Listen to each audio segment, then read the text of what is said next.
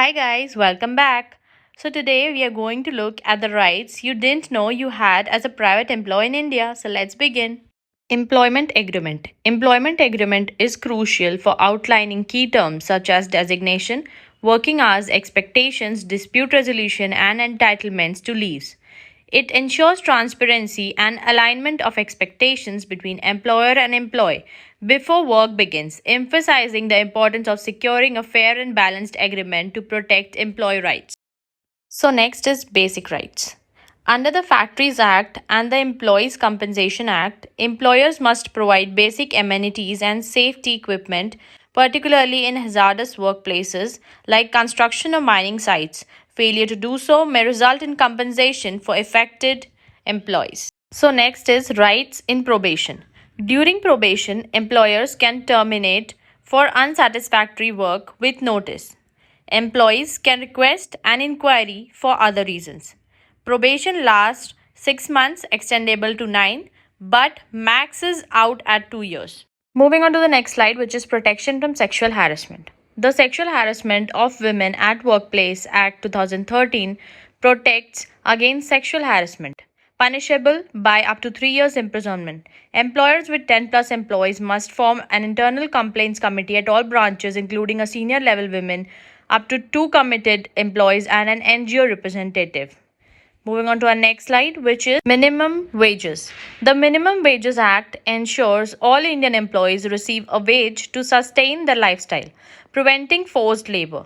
Rates vary based on employment type, work class, age, locality, and are set by both central and state governments considering factors like region and cost of living. Moving on to the next slide, which is timely salary. The Act of Equal Remuneration mandates equal pay for equal work, irrespective of gender or physical strength. The Payment of Wages Act ensures timely payment of wages with recourse to the Labour Commissioner or civil suit for non compliance. Next is bonus. Under the Payment of Bonus Act 1965, organizations with 20 plus employees must pay bonuses if they are at least 5 years old. Eligible employees earning rupees 21,000 per month or less who have worked over 30 days can receive bonuses based on profits or productivity agreement. Next is working hours and overtime. Under the Minimum Wages Act 1948, employees receive overtime pay for working beyond normal hours and 1 week of rest per week with remuneration. If an employee works on their rest day, they are compensated at the overtime rate. If they work less than normal hours without a valid reason, they are paid as if they worked a full day. So, next is leave. Company leave policies must comply with state laws.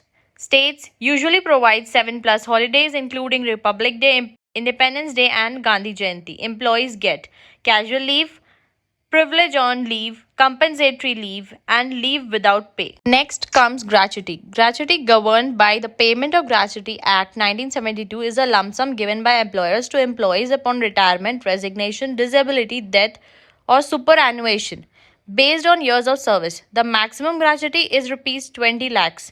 As per the 2018 amendment, it can be forfeited in cases of intentional employee misconduct causing financial harm to the employer. So, next is Provident Fund. The EPFO manages the Provident Fund for all Indian employees. Both employers and employees contribute 12% of salary. Withdrawals for specific purposes are allowed, subject to the service based limits. Opting out is only possible at the start of one's career. Withdrawals during employment are restricted, except in cases of unemployment or retirement. Withdrawals before 5 years of service are taxed.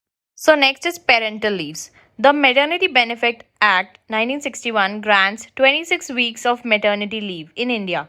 Pregnant women cannot be dismissed due to pregnancy and are entitled to maternity benefits if dismissed.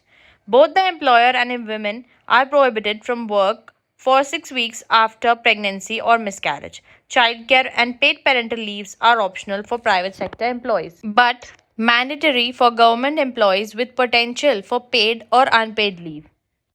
So that's all, guys. Thank you for watching. Don't forget to subscribe, like, share, and comment down.